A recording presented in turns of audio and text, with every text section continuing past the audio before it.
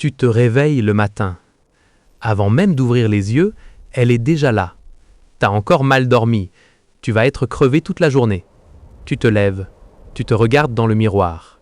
T'as une sale tête. Tu repenses à ce que t'as dit hier soir à ce dîner. C'était nul. Tout le monde a dû te trouver bizarre. Cette voix, tu la connais. Elle te suit partout. Elle commente tout ce que tu fais. Tout ce que tu dis. Tout ce que tu penses faire ou dire. Et le plus étrange, tu ne l'as jamais invitée. Imagine un instant. Imagine qu'une personne te suive, du matin au soir. Elle s'assoit à côté de toi au petit déjeuner. Elle t'accompagne au travail. Elle reste là pendant que tu parles à tes amis, à tes collègues, à ta famille. Et toute la journée, cette personne te murmure à l'oreille. Tu vas te planter, ils font semblant de t'apprécier. T'es pas à la hauteur. Pourquoi t'as dit ça? C'était stupide. Regarde les autres. Eux, ils y arrivent. Tu la garderais combien de temps, cette personne? 1 heure? 1 journée? Tu lui dirais de partir. Tu changerais de trottoir. Tu couperais les ponts.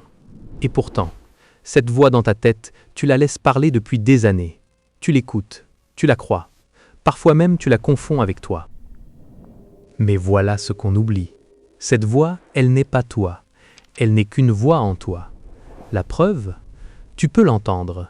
Si tu étais cette voix, tu ne pourrais pas l'observer. Tu serais dedans, pas en face. Le simple fait que tu puisses remarquer ce qu'elle dit prouve qu'il y a quelqu'un d'autre qui écoute. Quelqu'un de plus silencieux, de plus vaste. Toi. Cette voix, on l'a tous.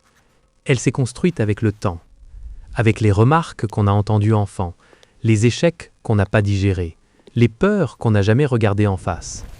Elle croit te protéger, en te rabaissant avant que quelqu'un d'autre le fasse, en te préparant au pire pour que tu ne sois jamais surpris.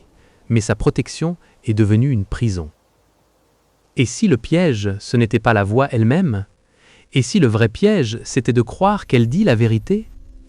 Parce qu'elle parle avec ton timbre, parce qu'elle connaît tes souvenirs, tes hontes, tes failles, on finit par penser que si ça vient de l'intérieur, ça doit être vrai. Mais pense à tes rêves. Ils viennent de l'intérieur aussi. Est-ce qu'ils sont vrais pour autant? Cette voix n'est pas la vérité. C'est une habitude, une vieille histoire qu'on se répète tellement qu'on a oublié qu'on pouvait en raconter une autre. Il y a quelque chose que tu peux essayer. La prochaine fois qu'elle parle, ne la combats pas. Ne lui dis pas de se taire. Ça ne marche jamais. Tu l'as déjà remarqué. Écoute-la. Vraiment, comme tu écouterais un enfant qui a peur du noir. Et puis, pose-toi une seule question. Est-ce que je parlerai comme ça à quelqu'un que j'aime? La voix ne disparaîtra peut-être jamais complètement, mais tu n'es pas obligé de lui donner le micro.